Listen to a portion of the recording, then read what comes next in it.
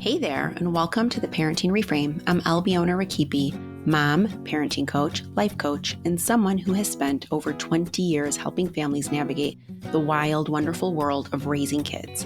But here's the thing. This podcast goes deeper. It's not just about parenting tips, it's about personal transformation, because parenting our kids also means learning how to parent ourselves.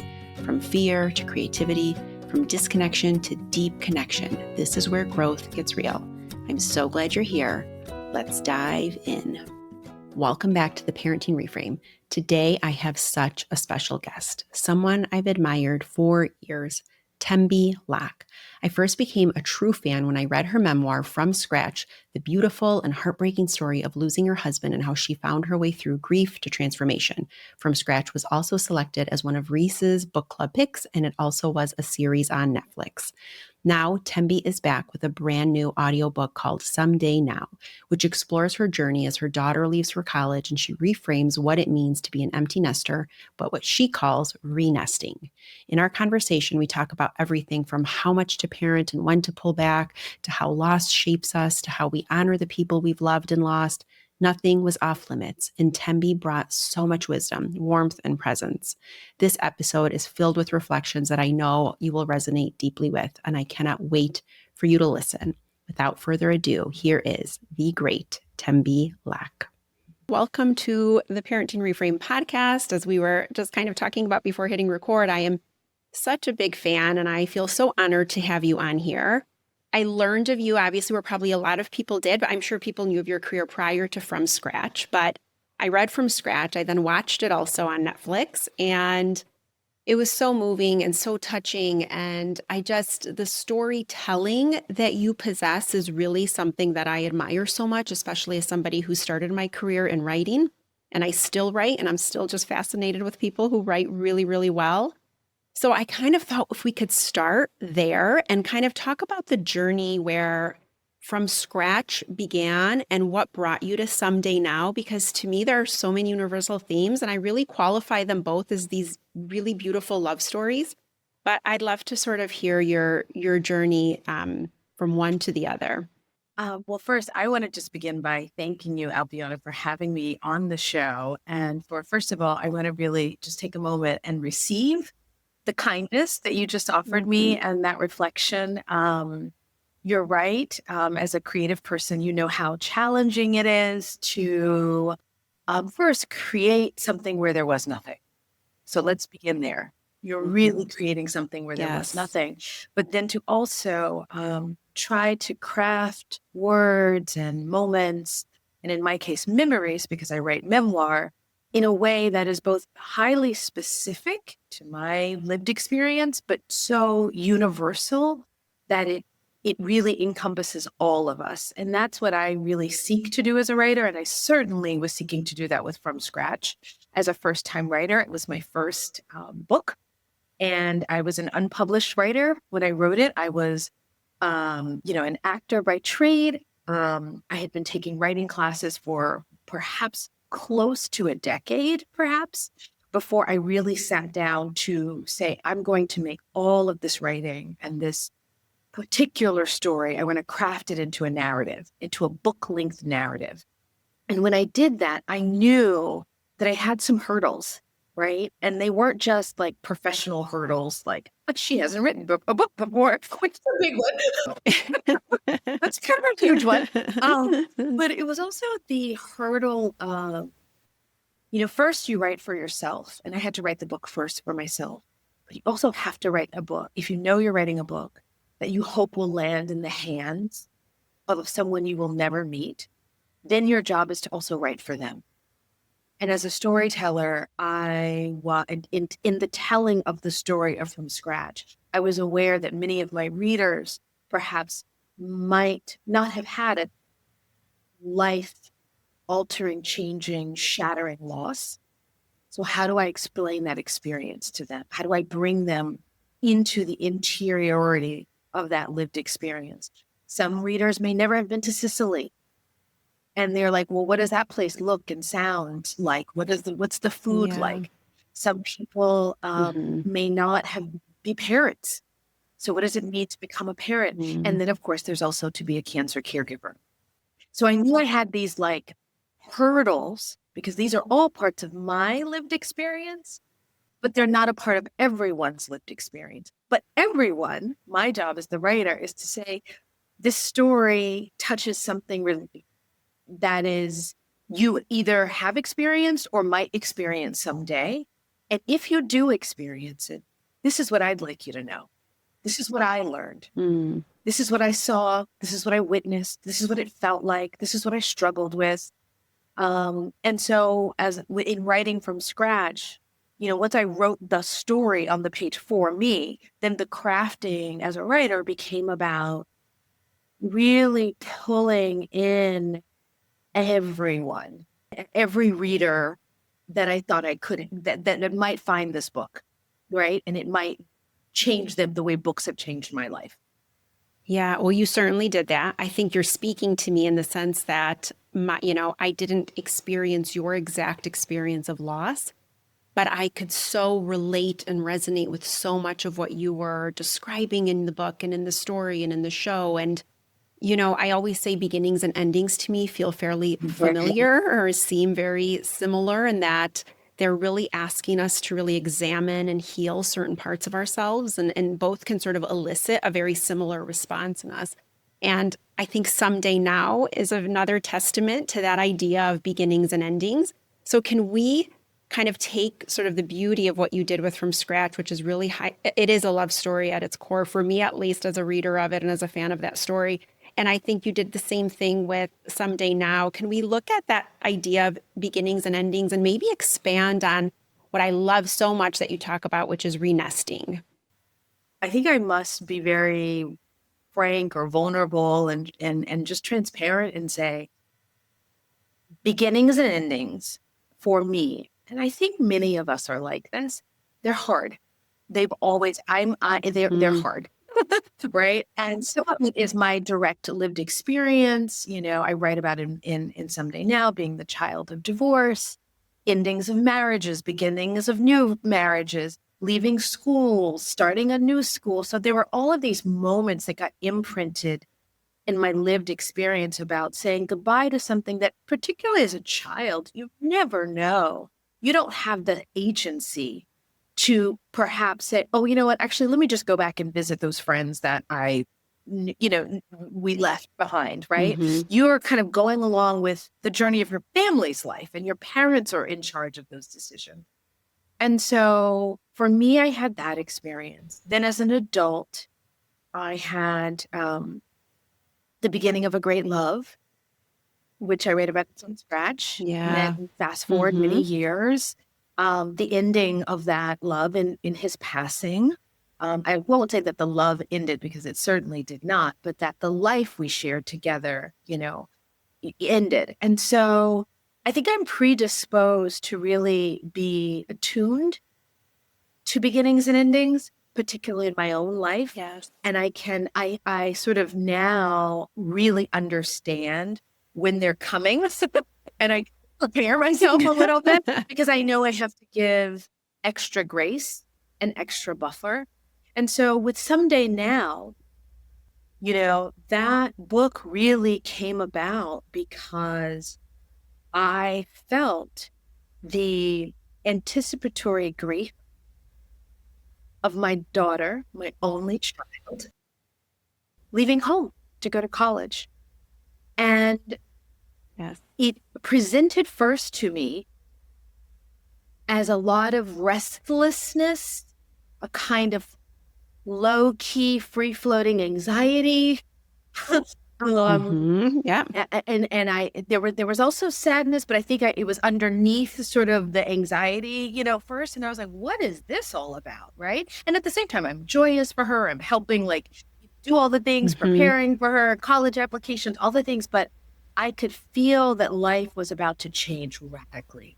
And that if I didn't stay close to my heart and my feeling state and really be attuned to this experience, I might miss something.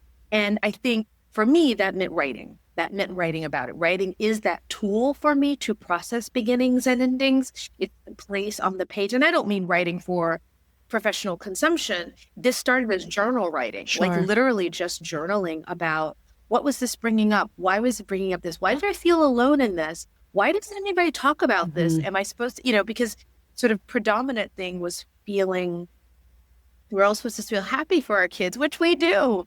And I do. And I did. And simultaneous to that, the duality of the loss. And I wanted to, with Someday Now, that audio book is dropping into that critical inflection moment, the eve of her leaving home, when I tried to slow down time and I tried to drop in and be with her and be with my family at a moment when I knew everything was about to change. And so the emotional stakes of that summer between her senior year and the fall of her, you know, first year of college was a moment where I was really in the unknown. So between that ending of high school and that new beginning where I didn't know what was coming, right? I Yeah. felt a lot of stuff. And so, you know, my solution or my, what the book is about is we decide to take a trip. And we decide to go to a place, Sicily, where I have a lot of personal history. It's a place where she and I share a familial history, a connection to her father, my late husband, but also a place that fortifies us, each in different ways. And so the book, Someday Now, is us dropping into that locale. And it's a ride-along, immersive audio experience that has connective tissue to From Scratch, but is also its own love story. Yeah. Oh, I love that so much. And I think my son left for college. Both of my kids, I should say, are in college, but my daughter stayed home and my son went away and he's now in graduate school. So he went away again. And I can relate so deeply to what you're describing because unlike you, I did not take the pause that I needed to take, right?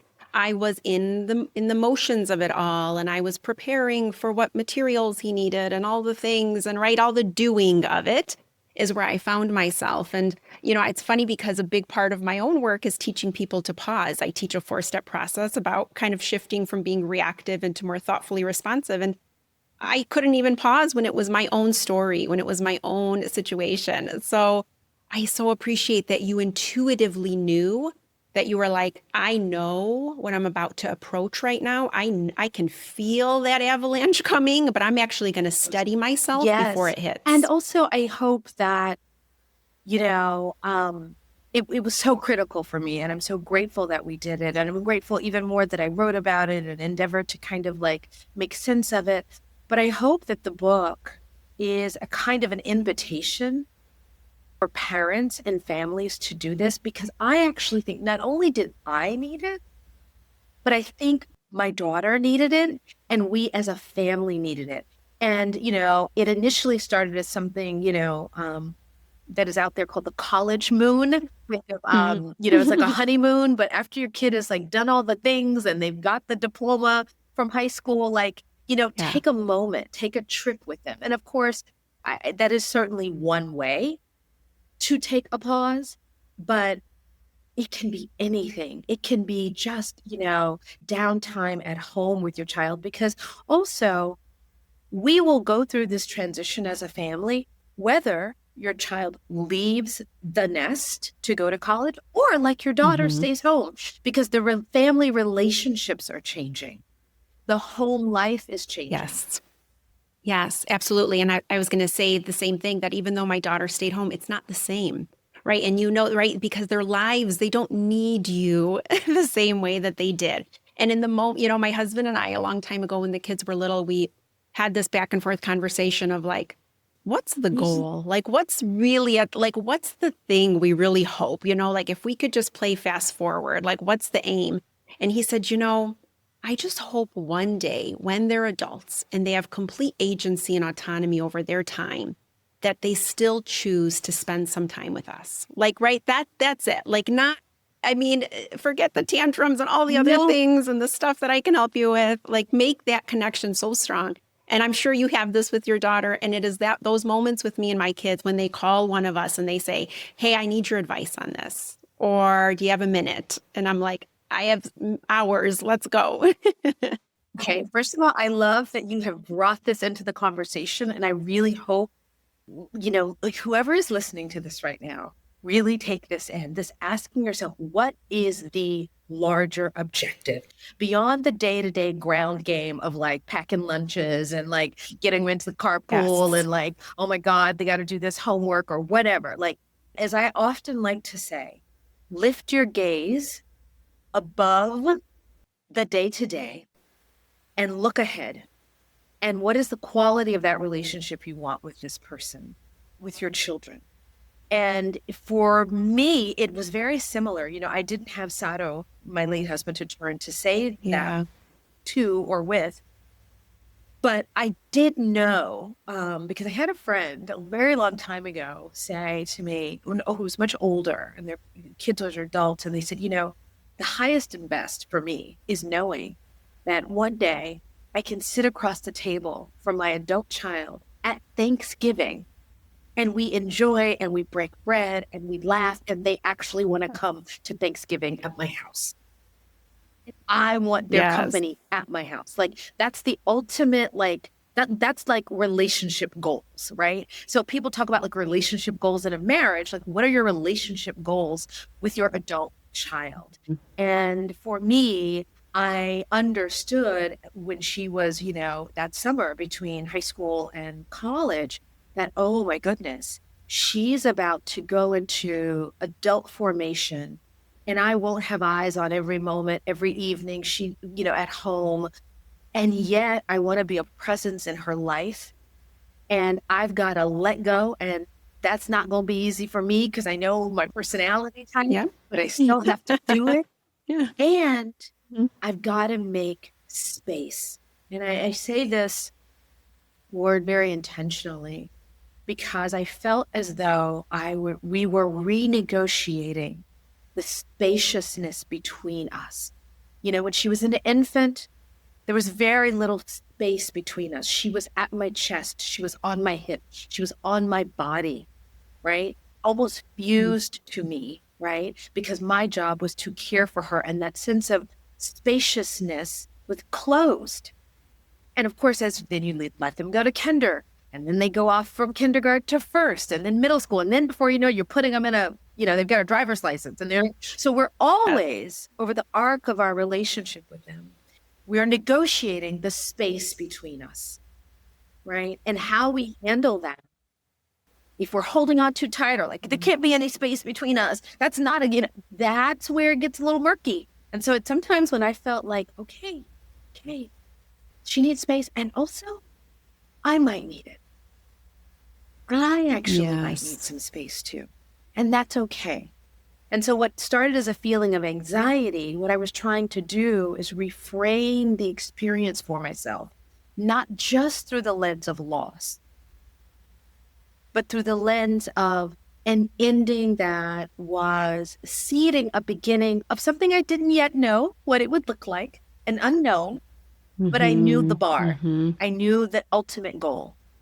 Yeah. Oh, what a beautiful testament to just one. I mean, this idea of space, exactly how you're describing it and really intentionally using that word. I mean, you are a writer through and through. Your choice of words, the way, it is so eloquently stated, but that is true. And I've described parenting, whether it's clients or whether on this podcast, I sort of always say that it is a dance of contracting and expanding. And so when you are in those contractive states, right, sometimes you have to be, as you described, there's a dependency, there is a need. You have to be, that proximity has to be very physically close. But the hardest is when you have to let go and let go and let go and go like, oh, I can see the mistake happening. I'm actually not going to say anything. I'm just going to watch it happen. I'm going to pray that it works out okay and in their best interest. But that's sort of the toughest, So There's so much I want to say about everything you just said. I'm going to go back and definitely listen to this as a listener and just take so many notes on all the beautiful ways you're describing these beautiful, poignant moments in that parenting journey. But the idea of letting go, right? It's at the center of it all. And I always say it's the hardest part of parenting. If you think it's sleepless nights and that's all very hard too. And there's a lot of challenge in that. And I'm not trying to say it's not, but it is really getting to the place where you can peacefully let go. Yes. And by the way, there will be listeners out there and I have friends in my own life. Actually, the hardest part of letting go didn't actually happen for them at the freshman year of college. For them, it happened at the end of college because somehow college felt like, well, they're still kind of like close to me. They're so dependent on me. I check in with them. I'm doing, I'm still kind of a relative close. But for some people, it hits then at the end of college. And I want to go back and just say one other thing, that in that process of letting go, I also try to always ask myself, not just what does she need, but what do I need in this? And I had to often say, I'm also doing this for the first time.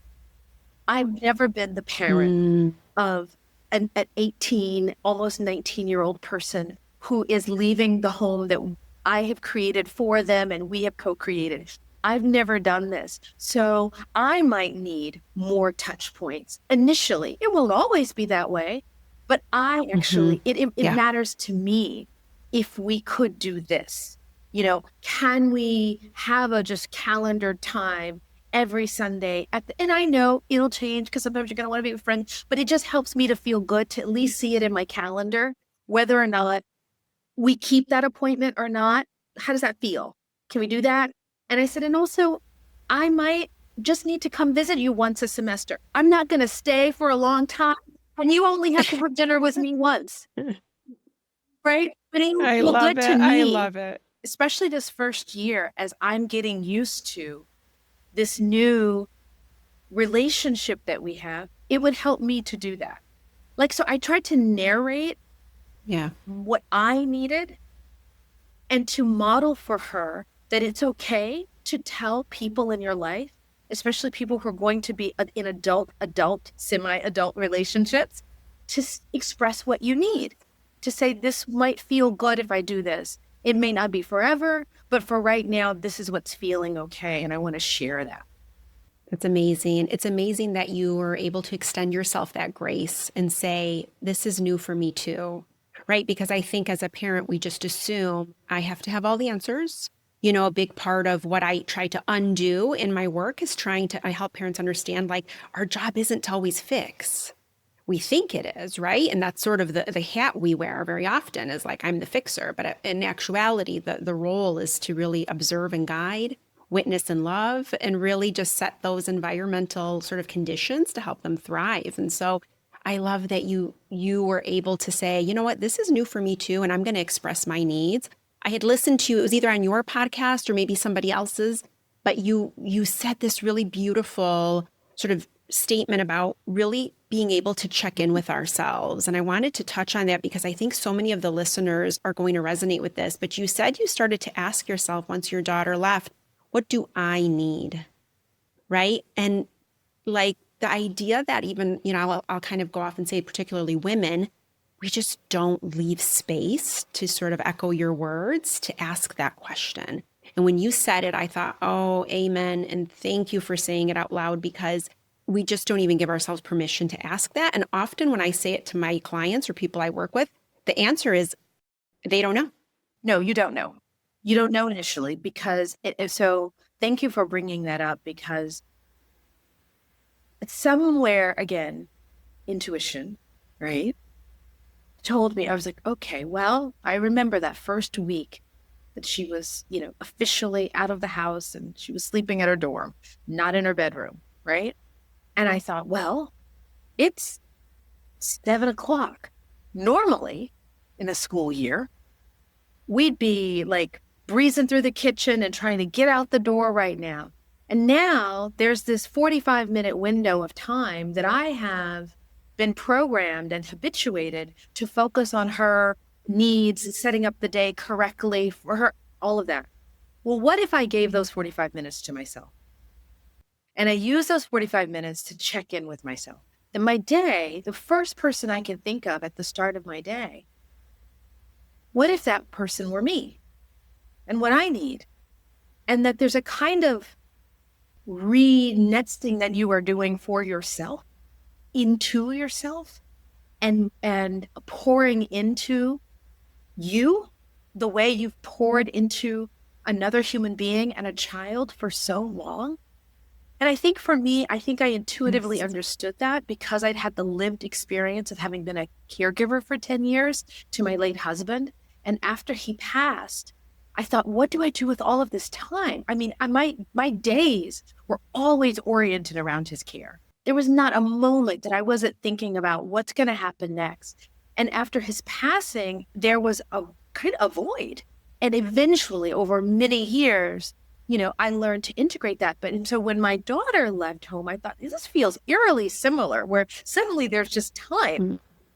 And I knew enough to pour into myself. So it's something I encourage people. If you do nothing else, take that morning time, using that time to pour into yourself. And so in thinking about that, I like to think about sort of areas. So if you give yourself that 45 minutes, great, or 30 minutes, start with 15. I'm all about small things, like small changes. That's the one thing I've learned. Like, you don't have to, you're not going to like run the race all in the first day. Just like go out and take a 5-minute walk and you'll work your way up. Yes. But I like to think about it as like nourishing the mind, doing something for the mind each day, for your body, for your spirit, and for joy. And the joy part was important for me. But for the mind, it's like, for me, it was like creative challenges, perhaps anything that sort of stimulated my mind. If there's a book I'd wanted to read for a long time, if it was puzzling, I love puzzles, whatever it is that sort of just keeps the mind and that mental acuity going, I felt was really important. It gave me something to focus on. And in terms of the body, I realized I needed personally a lot of somatic work. So I did things like get massages or doing things that sort of nurtured and healed the body in a certain way. And for spirit, that was really community. It was community, it was meditation, it was journaling, anything like that. These are things that we can, places to put our attention when the child leaves home and you have more space. And then the last thing I would say is cultivating, I call it spontaneous joy. And how do you cultivate spontaneous joy? Because it sounds wrong, right? Yeah. Just cultivating, being intentional, but spontaneity isn't. What I did was I realized like, okay, especially in those early months when I felt really like adrift and I wasn't quite sure what was going on and I felt like sadness and I missed her a lot. I thought, you know what, Tembi, put something fun in your calendar every week. Just put it in your calendar as something you're going to do and it becomes a non-negotiable. And what that allowed me to do is to pre-plan joy, if you will. Like for me, I thought, well, what if I went roller skating? I haven't gone roller skating and it sounds silly, and I needed silly. I needed something joyous and silly. I did dancing, hip hop, whatever it is that is, but put it in your calendar, because what ends up happening is if you do the thing, invariably it will lift you. You will find some joy in it. You'll laugh, but you got to kind of pre-program it. Like I realized joy wasn't going to come knocking on my door and finding me. I needed money, but I planned and put myself in spaces that made me smile. It would lift my life. Yeah, I love that. I always say joy begets joy, right? So the more we can just make it intentional. I almost feel like I love that you added that you added the piece about joy, because I think when I even say things like that out loud to somebody who is a parent whose really whole identity is wrapped in the way their child presents in this world, which I always say is such a slippery slope. And I get how we get there, having gone through the arc of parenting, and I now have young adult children. I understand how much we attach ourselves to them. And there's so much programming around it. And there's just so many reasons why we get there. So it's not to shame anyone into it, but it's to catch it and to see it so that you can start to carve out the spaces that you're describing and having some. And even if your child hasn't necessarily left for college yet, how can you take exactly what you're saying and put some emphasis and use some of those things, those strategies in your everyday?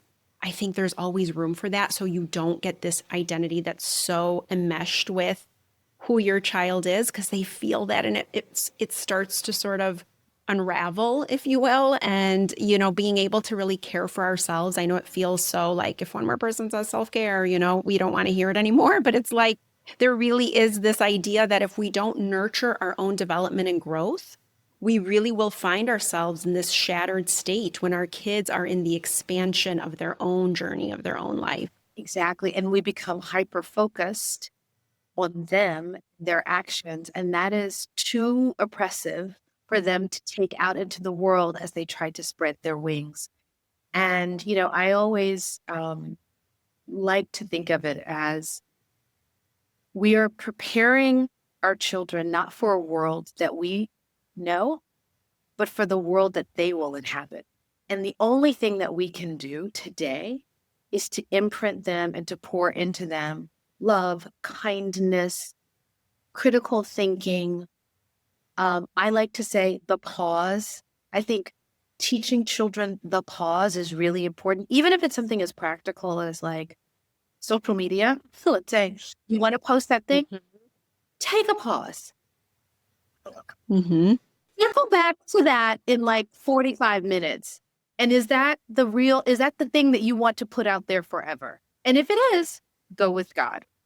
And if it isn't, then maybe don't post it, right? But the pause is really like teaching them that, because they're also going to need a version of that when they become adults, right? So the thing they are watching us, just even when they're 21 and 22, 25, Oh, they're yes. still watching us the same way they did when they were 2. And so if we aren't caring for ourselves, setting healthy boundaries, right? Being good custodians of the relationships that we have in life, they will not do those things as well. So I think and that's what I mean about this renesting period is very important and full of possibility, because if we just think of it as like, oh, every relationship in this family is changing right. And let's just start that as a baseline and just to acknowledge, because I think we think, well, everything's the same. Like, they've been my kid, I'm their parent, everything's just kind of like the same. It's just they went away to school. No, not the same. You are not the same. Yes. They are not the same. And that shift in identity, we need to move through it gracefully and gently and with curiosity. Yes, absolutely. Oh, I love it so much, because I think you're touching on things that one of the reasons why I know Someday Now is going to resonate with so many readers and listeners really is that there's not enough out there for this chapter. There's just not enough resources for parents. We kind of lean on each other, right? There's a club of parents that you're kind of like, oh, you're in it too. But I think what you're bringing to it, Tembi, is this wisdom and this real deep sort of sacred understanding of what this time is here to show us and our kids, because it is a dual sort of learned experience and a moment to evolve. I talk a lot about this idea of inner parenting ourselves. I always, I'm in the process of kind of writing a book. We'll see where it goes. But the idea behind it is I'm looking at parenting as a broader process. Whether you have physical children in this world or not, you have to parent something. So be it yourself, be it an endeavor, be it your own child. And I have 5 pillars that I weave in it. And they remind me so much of what you're describing. And one is mastering a pause, right? We absolutely have to. It's practicing stillness. We can really only attune and get real clear when we just allow ourselves that stillness, even if it's for a second. It's being able to honor simplicity. It's never as complicated as we want to make it. Embracing change, which is at the heart of what you're describing with these beginnings and endings. And then honoring our intuition, right? Trusting that piece. I need this book, right? Write this book. I will be the first one signing up for it, because it is so true. And I have to say, I'm going to use a word very intentionally and say that it is a medicine that you're offering. It's a medicinal healing um, set of ideas to offer at this stage of life. And I think that we all need more connection in this world, right? Yes. And I think the world would be better for it. I think our children will be stronger and more clear-minded if they are allowed to have the space that they need, but knowing that the nest is here. The nest didn't go anywhere. And the nest, by the way, is not empty because I'm still in it. And the child may Yeah. return to it. And, one of the ways that that term came about was I simply could not really wrap my head and heart around the idea of empty. Just the sort of, Yes. it felt very limiting, pejorative. It felt just like, no, this isn't an empty experience. It's actually quite a full experience. I just don't have another, that language doesn't feel appropriate to the experience. And so to re-nest into yourself and into the family and to intentionally say, I'm going to evolve this just, the way it took me as a young mom, it took a couple of years until my daughter was really toddler, where I was like, oh, okay, I think I kind of feel like I got the hang of what this means to show up and be a mom every day. Because, the first year you're just like, Mm-hmm. your mind blown. You don't even know where you are in time and space. You're like, what is actually Mm-hmm. happening? And a similar thing happens when they leave home. It takes a couple of years Yes. to adjust to and settle into your new identity. They're forming their independent young adult identities. And then you come together again and you're seeing who you are together and what is the kind and quality of this family. It's such a beautiful way to describe it because that's exactly it. It's like, how do you continue to grow together while still dancing on your own path and still having your own journey and still being able to honor that piece of it and along with your children's too? I mean, that nest, like you said, will always be there, but I think recognizing that it changes in a really beautiful way if we let it, if you don't just kind of have this grip on it, that, it needs to be this way or that way and attached to any kind of outcome. I will beat the drum of journaling until, until the end of time. And I'll tell you why. It is a wonderful way to, I say, kind of like I data dump everything that's in my brain onto the page. And just that exercise of getting it out of your head and onto the page allows a little bit of space. We were talking about space, even between all the swirl of ideas and putting it down. And sometimes I'm like, oh, that's interesting that I was, that's there. Do I really mean that? Mm-hmm. Let me think about that. Or, oh my gosh, I finally realized that's what I've really been feeling. Oh, I get it now. Either way, the exercise of taking 10 minutes, doesn't have to be a long thing, to just be with yourself Yeah. is really, really valuable, particularly at this stage. I completely agree with you. I'm a big journaler. I'm raising both hands as you're describing the benefits of it. I do morning pages by Julia Cameron's Artist Way technique. And it really is a ritual. I won't even, I don't compromise that. I wake up, I write, I just dump 3 pages. Like you said, it's just a data dropping, or an emptying. It just feels like you need somewhere in the space, like you're saying. And even the somatic practice of writing it, like physically handwriting, there is a sort of reduced rate that happens between your racing thoughts and as opposed to just maybe texting it out on the notes app or doing something and actually getting it to your hand, writing it out sentence by sentence. Even that process alone starts to give you that space, and that you had said this beautiful thing earlier of like lifting the gaze, right? All of these things do that, right? They cause us to kind of get a little bit of a bird's eye view, a little bit of a zoomed out perspective, which is so important because it's just so easy to get lost in it. So I want to be so mindful of your time. I can talk to you forever. So I have a few extra minutes. I want to continue this conversation. Perfect. Well, that means a lot to me. So I was curious to know, I love this idea of, you talk to people on Lifted about their own creative experiences and if they're entrepreneurs or they're thought leaders. What is your creative process? I do a lot around creativity on the show, and it's really interesting. I think there is this space where parenting and creativity live really close together, and we're not accessing it. And I can't tell you, if I look at my stats in my podcast, my episodes on creativity are right up there. And I'm not saying anything that's like groundbreaking. It's just tapping into something that I think people already know. So I'm going to sit like this, like just listening to every word you're going to say right now, but I'm dying to know your creative process. Well, I will do my best, but I first want to say that you are the first person that I've talked to who has said something that I have thought for years, that a mentor of mine said to me when I think my daughter was like 2 years old. And at the time I was an actress. That was my primary source of income. I was also the primary breadwinner in our house. My husband was ill. I was caring for him. My daughter was 2. And I remember there was a season where I couldn't act. I couldn't go out on auditions. I knew I couldn't take jobs far away from home. My presence at home was necessary. It was a critical moment. And I remember telling my friend, what do I do with all my creativity? Because I'm here caring for people. And she said to me, parenting and caring can be one of the most creative things you ever do if you approach it that way. And I was like, what?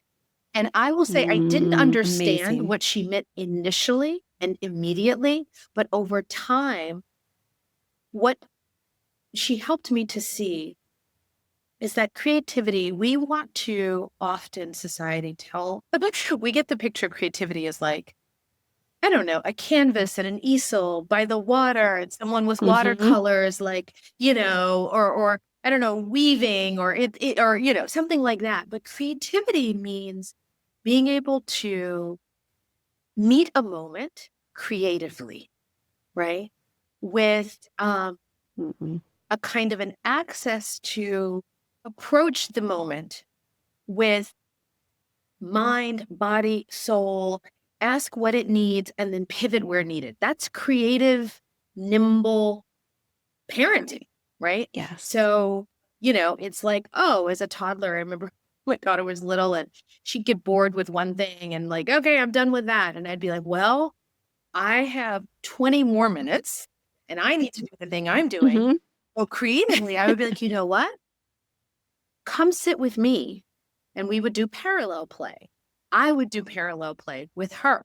So that was me as a parent choosing something, using my creativity to say, I still need to get this done, but I'm going to find a creative solution to how we can spend time together. You still get to play and I still get to do what I want to do. So that's a lot of creativity, right? That's a form of creativity that parents are constantly finding themselves doing. And then there's just being in life, and life requires of us creativity. I think everyone is inherently creative. We just are. The problem is we have often been pulled away from that creativity. It was done maybe beginning in elementary school or perhaps later in life. But all of us, if you watch young children play, you can give them a few, stones, leaves, and we're going to do something with it. I was at a hotel recently and the hotel in the lobby had set up a little mat with just 4 blocks and 2 chairs. And I was having my breakfast nearby and I watched all of these kids from age 1.5 to 5 come to the mat with the same objects, and every child did something different with those objects. That's creativity. That tells us everyone has it in them. For me, as someone who has chosen a life wherein creativity is actually my profession, right? That is a life choice. And it doesn't mean that I want to, or I endeavor to share professionally every creative endeavor I have, because I do many things that the world will never see and are not for public consumption. They are just for me to enjoy, right? Just for me. And that's very valuable. But there are people who would like to have their creativity live in the realm of a profession. And so for me, as someone who began my career as a writer, began my career as an actor, who then stepped into writing, first a memoir, then I produce a podcast. I also have the audiobook Someday Now. I produce and write for television. So I'm in many different creative spheres. And the one common theme that is in all of those spaces is in each creative endeavor, I often ask myself a very simple but deep question. What is seeking to be lived through me right now? That's the question I ask. And sometimes the answers are often very different. And sometimes the answer is a similar version of the sort of a same theme, which for me, a lot of what I seek to do is to tell stories in the world that unite humanity and bring us closer to love. That is one of the things I know my creative being is here to do. I only know that now after having done many different things and asking myself, well, what's the common thread here? And that's the common thread. And so, when I sit down to write a book, that process is very, it looks insane. I would not recommend it, or I can't replicate it. It's a lot of like sitting and grabbing ideas. Like usually it begins with a question. There's something that I want to answer, something I don't know or fully understand, and I want to articulate it for myself. And so I begin writing about it. And then I begin to try to shape that writing. If I feel that I'm working on a project now that I feel might be another book. And it's a lot of just writing down fragments of thoughts as they come. And I might do that for 6 or 7 months, maybe more, before then I look at it all and I say, well, what's the common theme here? And then I begin to shape it even further. When I'm writing for television, very different endeavor. And that's a collaborative endeavor because you're with other writers. That is a lot of really saying, what's the story we're trying to tell? And how can I bring my particular point of view to a shared experience? Different way of working, very different way of working. And then when I do something, for example, during my podcast, which is truly Lifted is my podcast. And it's as you know, your podcast is amazing and so wonderful. It is a deep dive. And it's a way, what I find so beautiful about it is being able to sit in conversation with someone and to co-create in real time, right? A moment that we're all in inquiry. We're like co-creating inquiry around a particular topic. That's deep and that's beautiful. So creativity can look many, many different ways. And I feel like I encourage people who are professional creatives, but really anyone, to have diverse, different creative endeavors. As when I was an actor, when I couldn't act, I painted. When I couldn't paint, I took dance classes. When I couldn't take dance classes, I was a photographer. And by the way, this was all just for me. It wasn't because I was going to share it with the world, or I thought, I'm going to become, my paintings are going to hang on the walls anywhere. But what it was doing was refining my point of view on the world. And as a creative, that is the thing that you are bringing to the world, is your unique lens on this lived experience. And only you can bring that. And the closer you can get to your own voice by expressing your voice in many different mediums is really, really an invaluable tool. I hope that answers some part. Yeah. It answers and then some. I promise I'm going to re-listen. To anybody listening to this right now, just know I'm listening with you and taking notes. I'm going to quote you. I'm going to put things up that you're saying on my bathroom mirror. It is so incredibly wise. It is so true, right? When we think about creativity. I think creativity sits right next to vulnerability. So I think there's a reason we resist it, because it feels like, I remember when I first started writing, I didn't show anybody. I was just writing and writing and writing. And then I sat with who was then became my writing coach and dear friend now. And she said, okay, these are great.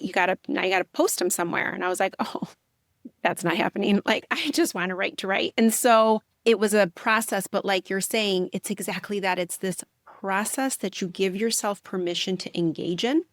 And the more you say yes to this process, whether it's to exercise creativity in a multitude of different ways because it's needed, it refines that ability to tune into this inner voice, this inner knowing, this part of you that wishes to be expressed in some way or another. And it's really our job to attend to that and figure out, how do I access that? How do I get to know that? And let go of perfection. There is no one way to create. I love making bad things because by making something You bad, almost have to. Mm-hmm. I get to make Yeah. something that I like better the next time. And it's all a process. And I think if we engage in that process mindset, it really helps us. And so there's my friend Karen Waldron, who you should also have on the show. She's amazing. She has a book that's just coming out later this month called In Defense of Dabbling. And so dabble in all kinds of different art forms. Very, very valuable. What a great title too, right? Just the idea of like, dip your toe in. Like, we're not going to push you in the pool yet. That's right. It's so amazing. And I think people will be shocked to know the minute you dabble, to quote your friend, you will start to see so many changes come to you and through you. And you really start to dance through this world in a really unique way. And it's really quite beautiful. So, okay, I'm going to kind of end it with, if I played fast forward with you, Tembi, and I said, okay, people are listening to Someday now, that's in their AirPods, they're walking, they're experiencing it. What's on your heart? What's the hope that when they're done listening and it's this gorgeous experience, it's immersive, the sounds in Sicily, it's this immersive experience, like we're walking hand in hand with you. What is the hope that when they finish, what will they feel? What will have touched them? Thank you for that question. I think the primary hope I would have for listeners at the end of that immersive listening experience is to take a breath and to realize the magic and the love that is all around them, not only in their personal relationships, but within them and in the natural world. And I hope that the audiobook inspires people to slow down and to drop in. And for parents specifically, I hope it's an invitation to begin to think about what their renesting will look like for themselves. The beauty of life and the evolution of life is that there's a lot of possibility, even in endings. I know that directly because of my lived experience of losing my first husband. And if you had said to me, there's still life, there's possibility, there's joy and love that is available to you, I would not have believed you. I would have said, no, you're crazy and get away from me. And yet, here I sit 13 years later. I was not an author the day my husband passed. I was not a television producer the day my husband passed. I had no intention of ever, ever, ever opening my heart to love again. And here I sit, repartnered, remarried. And my child was 7 years old. And I thought, I don't know how to parent her tonight, let alone for the years to come. And today, she is a young adult woman in college, and we did it. So I am a testament to the possibility that lives and awaits us if we just take the time and we pause and we gather the strength through our friends, through our community, through prayer, through silence, through journaling, through creativity, to go forward. It's available to us. And I hope that in listening to Someday Now, at the end of it, some aspect of that might come alive for the listener, and they might ask themselves, what awaits me? What a beautiful, beautiful way to describe that, and what a beautiful question to ask. What awaits me?